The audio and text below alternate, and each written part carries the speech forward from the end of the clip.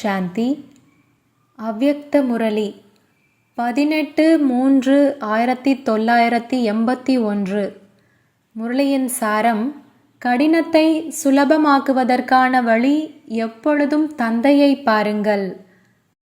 இன்று விசேஷமாக லண்டனில் இருப்பவர்களை சந்திக்க வந்திருக்கிறோம். சந்திப்பின் அர்த்தம் தந்தைக்கு சமமாக ஆவது. எப்பொழுதிலிருந்து தந்தையை சந்தித்திருக்கிறீர்கள் என்றால், தந்தை உங்களுக்கு என்ன சமிக்கை கொடுத்தார்? குழந்தைகளே, நீங்கள் அனைவரும் உயர்ந்த ஆத்மாக்கள். தந்தைக்கு சமமான அனைத்து குணங்களில், அனைத்து பிராப்திகளில் மாஸ்டராக, அதாவது அதிகாரியாக இருக்கிறீர்கள். தந்தையையும் விட உயர்ந்த தந்தையின் தலையின் கிரீடமாக இருக்கிறீர்கள். முதலில் என்ன சமிக்கை கிடைத்ததோ அந்த சமிக்கைக்கு ஏற்றபடி தந்தைக்கு சமமாக மாஸ்டர் சர்வசக்திவான், மாஸ்டர் அனைத்து குணங்களும் நிரம்பியவராக ஆகியிருக்கிறீர்களா? இப்பொழுது தந்தைக்கு சமமாக எப்பொழுது ஆவீர்களோ அப்பொழுதுதான் எதிர்காலத்தில் உலகின் ராஜ்ய அதிகாரி தேவதையாக ஆக முடியும்.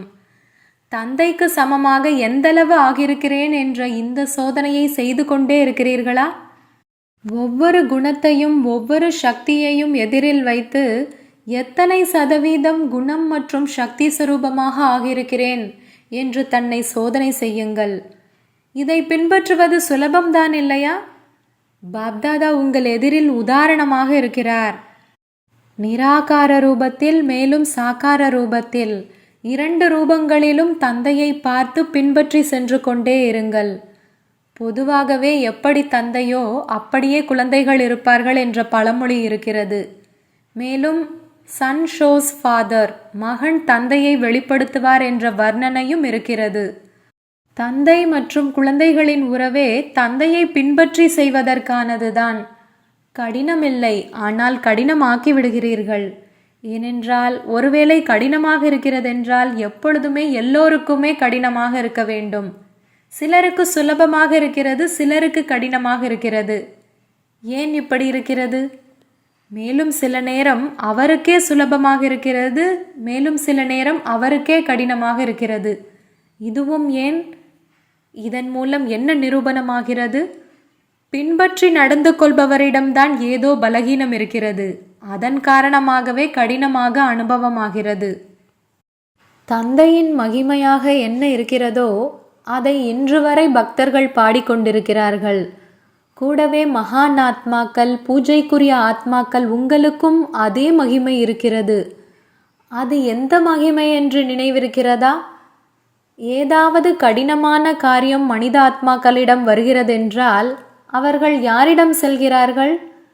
ஒன்று தந்தையிடமோ அல்லது தேவாத்மாக்கள் உங்களிடமோ செல்வார்கள். அப்படி யார் மற்றவர்களின் கடினத்தையும் சுலபமாக ஆக்குவதற்காக இருக்கிறாரோ அவர் எப்படி தானே கடினத்தை அனுபவம் செய்வார்? கடினம் அனுபவம் செய்யும் நேரத்தில் விசேஷமாக அந்த மாதிரி கடினமாக ஆக்கும் எந்த விஷயம் புத்தியில் வருகிறது? மிகுந்த அனுபவம் நிறைந்தவர்கள்தான் நீங்கள் இல்லையா? தந்தையை பார்ப்பதற்கு பதிலாக விஷயங்களை பார்க்க தொடங்கி விடுகிறீர்கள். இவ்வாறு பிற விஷயங்களில் செல்வதினால் பிறகு அநேக கேள்விகள் எழுந்து விடுகின்றன.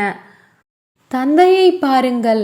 எப்படி தந்தை புள்ளியாக இருக்கிறாரோ அதே போன்று ஒவ்வொரு விஷயத்திற்கும் முற்றுப்புள்ளி வைத்து விடுங்கள். விஷயங்கள் மரம் மற்றும் தந்தை விதை. நீங்கள் விஸ்தாரமாக இருக்கும் மரத்தை கையில் எடுக்க விரும்புகிறீர்கள். எனவே தந்தையும் கையில் வருவதில்லை, மரமும் வருவதில்லை. தந்தையையும் விலக்கி வைத்து விடுகிறீர்கள். மேலும் மரத்தின் விஸ்தாரத்தை தன்னுடைய புத்தியில் நிரப்ப முடிவதில்லை. அப்படி என்ன விரும்புகிறீர்களோ அது நிறைவேறாத காரணத்தினால் மனமுடைந்து போய்விடுகிறீர்கள். மனமுடைந்து போயிருப்பவரின் முக்கிய அடையாளமாக அவர் அடிக்கடி ஏதாவது ஒரு சூழ்நிலை மேல், ஏதாவது ஒரு நபரின் மேல் புகார் செய்து கொண்டே இருப்பார் என்பது இருக்கும். மேலும் எவ்வளவு புகார் செய்கிறாரோ அந்தளவு அவர் தன்னையே சிக்க வைத்து கொண்டே செல்கிறார். ஏனென்றால் இந்த விஸ்தாரம் ஒரு வலை ஆகிவிடுகிறது. பிறகு எந்தளவு அதிலிருந்து விடுபடுவதற்கான முயற்சி செய்கிறார்களோ அந்தளவு அதில் சிக்கிக்கொண்டே இருக்கிறார்கள். எனவே ஒன்று விஷயம் இருக்கும் அல்லது தந்தை இருப்பார்.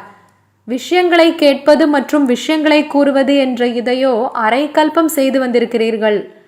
பக்தி மார்க்கத்தின் பாகவதம் அல்லது ராமாயணம் ஆகியவை என்ன? எவ்வளவு அதிகமான விஷயங்கள் இருக்கின்றன.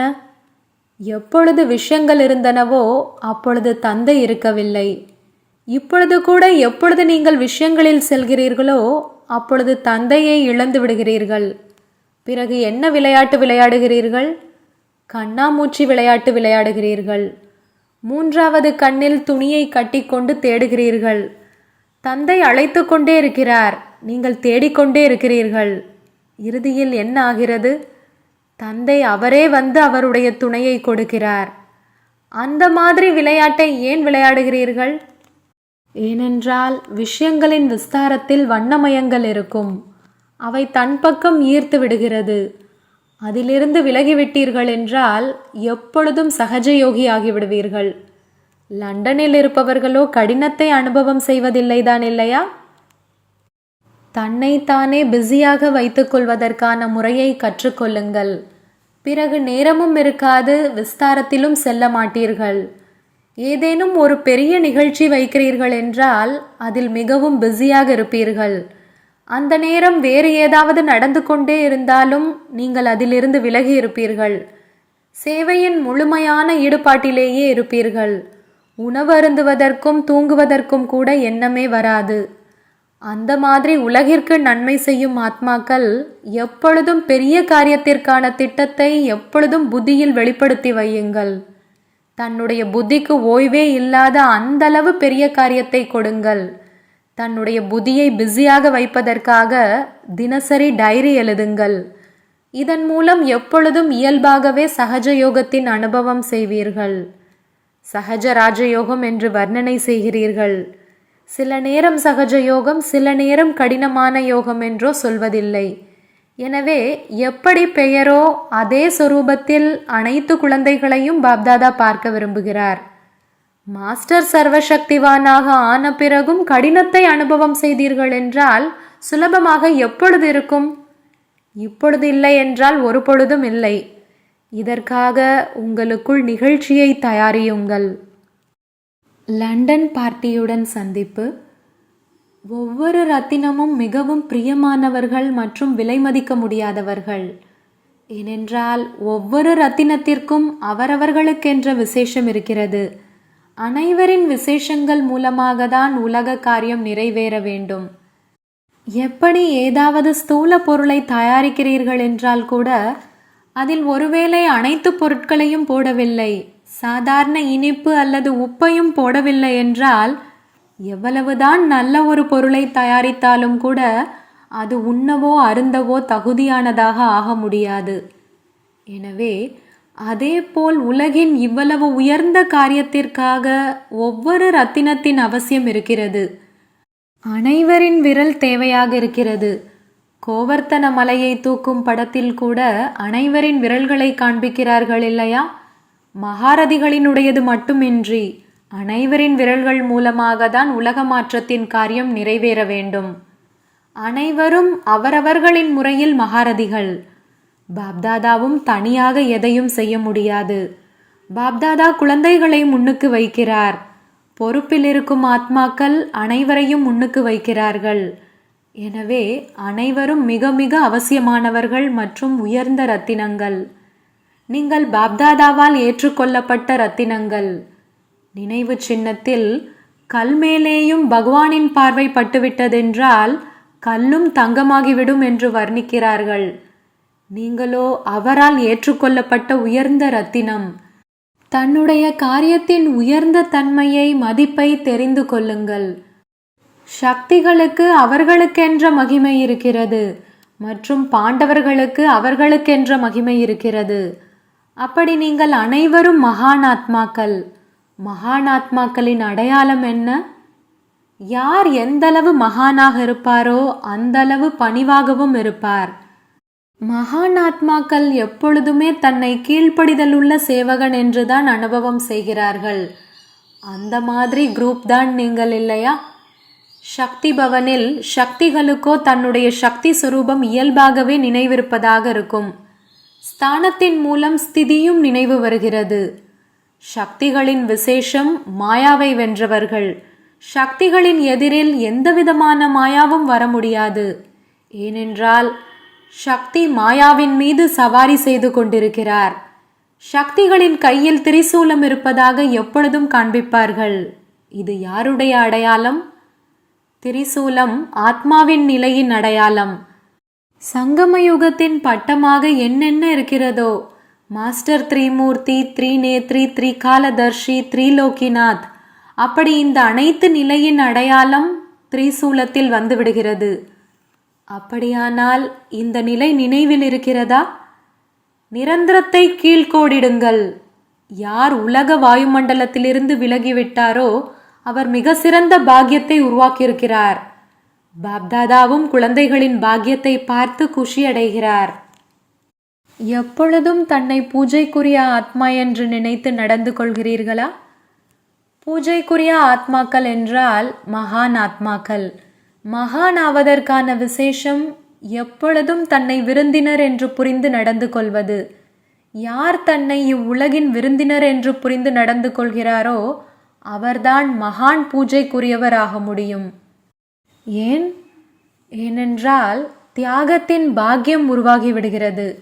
விருந்தினர் என்று நினைப்பதினால் தன்னுடைய உடல் என்ற வீட்டிலிருந்தும் பற்றற்றவர் ஆகிவிடுகிறார். விருந்தினருக்கு தனக்கென்று எதுவும் இருப்பதில்லை. அனைத்தும் நடக்கும், ஆனால் தன்னுடையது என்ற உணர்வு இருப்பதில்லை.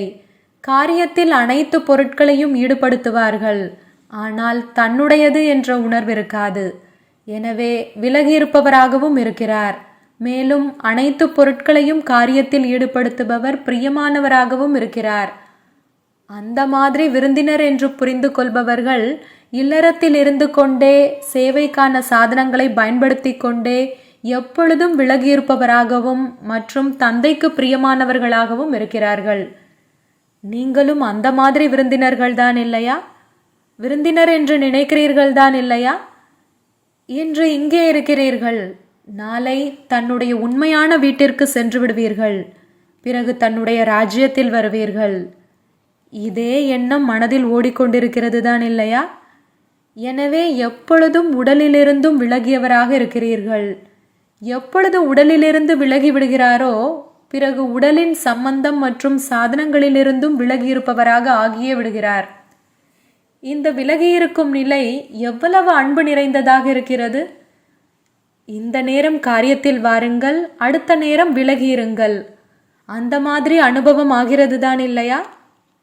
உங்களுடைய ஜட விக்கிரகங்களை பூஜைக்குரிய ரூபத்தில் கோவில்களில் வைக்கிறார்கள். ஆனால் பக்தியில் கூட சங்கம யுகத்தின் விலகியிருக்கும் நிலையின் பரம்பரை வந்து கொண்டிருக்கிறது. கோயில் லக்ஷ்மி நாராயணனின் உடையது.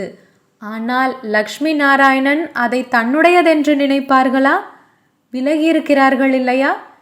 ஜட விக்கிரகங்கள் எவை பூஜைக்குரியதாக ஆகிறதோ அவர்களிலும் தன்னுடையது என்ற தன்மை இல்லை என்றால் சைத்தன்ய பூஜைக்குரிய ஆத்மாக்கள் அவர்களிலும் எப்பொழுதும் விருந்தினர் என்ற உள்ளுணர்வு இருக்கிறது. எந்தளவு விருந்தினரின் உள்ளுணர்வு இருக்குமோ அந்தளவு இல்லறம் சிறந்ததாக நிலை உயர்ந்ததாக இருக்கும். லண்டனில் இருப்பவர்கள் என்று பெயரளவிற்குத்தான் சொல்லப்படுகிறது. ஆனால் அனைவருமே விருந்தினர்கள். இன்று இங்கே இருக்கிறார்கள், நாளை அங்கே இருப்பார்கள். இன்று மற்றும் நாளை என்ற 2 வார்த்தைகளில் முழு வாழ்க்கை சக்கரமும் நினைவில் வந்துவிடுகிறது. அந்த மாதிரி நீங்கள் பூஜைக்குரிய மகான் ஆத்மாக்கள் தான் இல்லையா? லண்டனில் இருப்பவர்களுக்கு மிக நல்ல நிச்சயம் மற்றும் ஊக்கம் இருக்கிறது. பலகீனமான ஆத்மாக்களாக இருக்கவில்லை. தடை வந்தது மற்றும் கடந்து சென்றார்கள். வெள்ளாடுகளாக இருக்கவில்லை, அனைவருமே சிங்கக்குட்டிகளாக இருக்கிறார்கள். வெள்ளாட்டுத்தன்மை என்றால் மே அதாவது என்னுடையது என்பது அழிந்தது. சக்தி சேனையின் கொடி மிக நன்றாக பறந்து கொண்டிருக்கிறது. ஒவ்வொரு சக்தியும் சர்வசக்திவான் தந்தையை வெளிப்படுத்தக்கூடியவர்கள். எப்பொழுது சக்தி சேனை மைதானத்தில் வந்துவிடுமோ அப்பொழுது வெற்றி முழக்கம் ஏற்படும். முதலில் வெற்றி முழக்கம் எங்கே ஒலிக்கும்? லண்டனிலா அல்லது அமெரிக்காவிலா? அன்பிற்குரிய குழந்தைகளுக்கு பாப்தாதா எப்பொழுதும் அமிர்த வேளையில் வாழ்த்துக்கள் கூறுகிறார். ஆஹா எனது குழந்தைகளே ஆஹா என்ற பாடலை பாடுகிறார். பாடலை கேட்க முடிகிறதா? டீச்சர்ஸுடனான சந்திப்பு. இவர்கள் லண்டனின் சேவைக்கான அலங்காரம். எப்படி லண்டனின் கண்காட்சியகத்தில் ராணியின் அலங்கார பொருட்கள் வைக்கப்பட்டிருக்கின்றன இல்லையா, அதே போன்று பாப்தாதாவின் கண்காட்சியகத்தில் கூட பாப்தாதாவின் சேவையின் அலங்காரமாவீர்கள் நீங்கள். எப்பொழுதும் மகானாக மற்றும் பணிவாக இருப்பவர்கள். இதே விசேஷம் தன்னையும் மகானாக்குகிறது மற்றும் சேவையையும் மகானாக்குகிறது. சமஸ்காரத்தை இணைத்து கொள்வதிலோ திறமைசாலிகள் தான் இல்லையா? ஒருவேளை ஸ்தூலத்தில் யாருக்காவது கை கால்களை அசைக்க தெரியவில்லை என்றால் உடனிருக்கும் மற்றவர்கள் என்ன செய்கிறார்கள்? கையோடு கை கோர்த்து அவருடன் இருந்து அவருக்கு கற்றுக் கொடுப்பார்கள். அப்படி நீங்களும் என்ன செய்கிறீர்கள்? முன்னேறி சென்று சகயோகியாகி, அதாவது பிறரோடும் கை கொடுத்து சமஸ்காரத்தை இணைப்பதற்கான நடனத்தை கற்றுக் கொடுக்கிறீர்கள் தான் இல்லையா? இதிலோ நம்பர் 1 ஆக இருக்கிறீர்கள் தான் இல்லையா? இதே விசேஷத்தின் ஆதாரத்தில் யார் அனைவரையும் விட அதிகமான சமஸ்காரத்தை இணைக்கும் நடனம் ஆடுகிறாரோ, தந்தையின் சகயோகியாக ஆகிறாரோ, அவர்தான் முதல் பிறவியில் ஸ்ரீகிருஷ்ணருடன் கைகோர்த்து நடனம் ஆடுவார். நடனம் ஆட வேண்டும் தான் இல்லையா? சமஸ்காரத்தின் ஒத்துப்போகும் நடனம் ஆடுவதற்காக மிக சுலபமான வழி, சுயம் நீங்களே பணிவு நிறைந்தவர் ஆகிவிடுங்கள். பிறருக்கு உயர்ந்த இடத்தை கொடுத்து விடுங்கள். அவரை உயர்ந்த ஸ்தானத்தில் அமர வைத்தீர்கள் என்றால் அவர் தானாகவே கீழே இறங்கி உங்களை அமர வைத்து விடுவார். அப்படி அமர வைப்பதுதான் அமர்வதாகிவிடும். முதலில் நீங்கள் என்ற பாடத்தை உறுதியாக்குங்கள். பிறகு சமஸ்காரம் சுலபமாகவே இணைந்துவிடும். ஆசனமும் கிடைத்துவிடும். நடனம் ஆடியதும் ஆகிவிடும். மேலும் எதிர்காலத்திலும் நடனமாடுவதற்கான வாய்ப்பு கிடைத்துவிடும் என்றால் எவ்வளவு சுலபமான விஷயமாக ஆனது.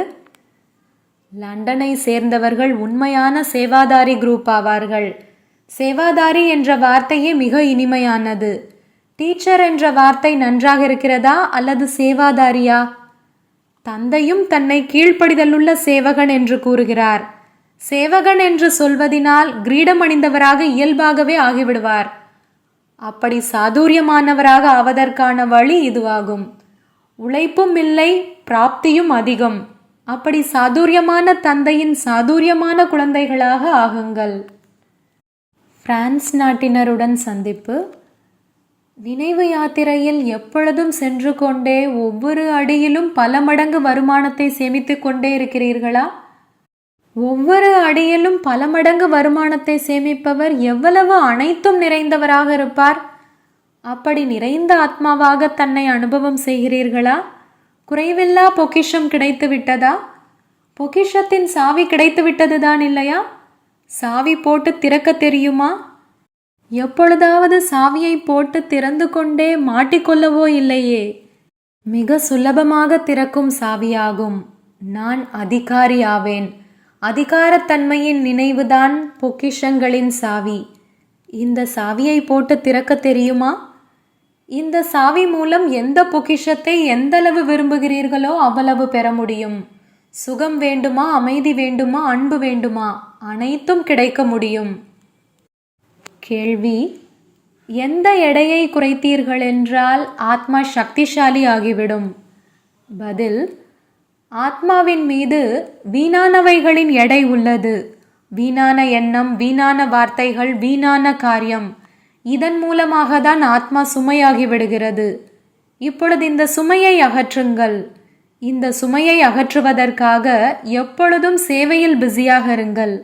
சிந்தனை சக்தியை அதிகப்படுத்துங்கள். சிந்தனை சக்தி மூலம் ஆத்மா சக்திசாலி ஆகிவிடும். எப்படி உணவை ஜீரணிப்பதினால் இரத்தம் உருவாகிறது, பிறகு அதுவே சக்தியின் செயலை செய்கிறது. அவ்வாறு சிந்தனை செய்வதினால் ஆத்மாவின் சக்தி அதிகரிக்கிறது. இரண்டாவது கேள்வி: எந்த மந்திரம் பக்தியில் மிகவும் பிரசித்தியானது? அதன் நினைவில் இருந்தீர்கள் என்றால் குஷியின் ஊஞ்சலில் ஆடிக்கொண்டே இருப்பீர்கள். பதில்: பக்தியில் நான் தான் அது, அதுவே நான் என்ற மந்திரம் மிகவும் பிரசித்தியானது. இப்பொழுது குழந்தைகள், நீங்கள் நான் தான் அதுவின் ரகசியத்தை நடைமுறையில் அனுபவம் செய்கிறீர்கள்.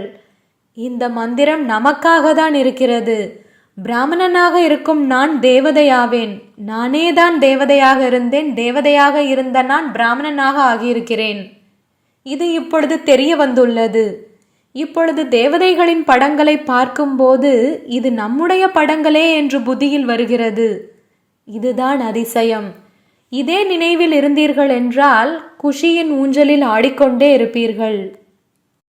வரதானம்: அனைவருக்கும் மரியாதை, அதாவது ரெக்கார்ட் கொடுத்து கொண்டே தன்னுடைய பதிவேட்டை, அதாவது ரெக்கார்டை சரியாக வைத்துக்கொள்ளும் அனைவரின் அன்பிற்குரியவர் ஆகுக.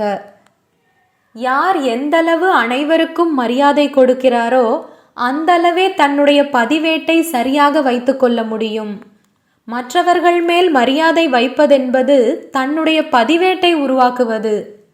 எப்படி யஜ்யத்தின் உதவியாளர் ஆவதுதான் உதவியை பெறுவதென்றிருக்கிறது, அதே போன்று மரியாதை கொடுப்பதுதான் மரியாதையை பெறுவது. ஒரு தடவை கொடுப்பது மற்றும் அநேக தடவைகள் பெறுவதற்கான உரிமையாளர் ஆகிவிடுவது. சிறியவர்களுக்கு அன்பு மற்றும் பெரியவர்களுக்கு மரியாதை கொடுங்கள் என்று கூறுகிறார்கள். ஆனால் யார் அனைவரையும் பெரியவர் என்று புரிந்து மரியாதை கொடுக்கிறாரோ அவர் அனைவரின் அன்பிற்குரியவர் ஆகிவிடுகிறார். இதற்காக ஒவ்வொரு விஷயத்திலும் முதலில் நீங்கள் என்ற பாடத்தை உறுதியாக்குங்கள். ஸ்லோகன்: பாப்தாதாவிடமிருந்து கிடைத்திருக்கும் அறிவுரைகள் தேவையான நேரத்தில் நினைவு வருவதுதான் தீவிர முயற்சி செய்வதாகும். ஓம் சாந்தி. तुम बच्चों को तो सर्विस करनी है, जो बाबा कहते हैं सबको ये बताओ कि देखो तुम्हारा एम एंड ऑब्जेक्ट ये है, एक गीता है बगैर, ये राजयोग है ना बच्चे। कैसे है राजयोग? बिल्कुल सहज है कि बाप को याद करो तो ये वैसा मिलेगा तुमको। ओम शांति।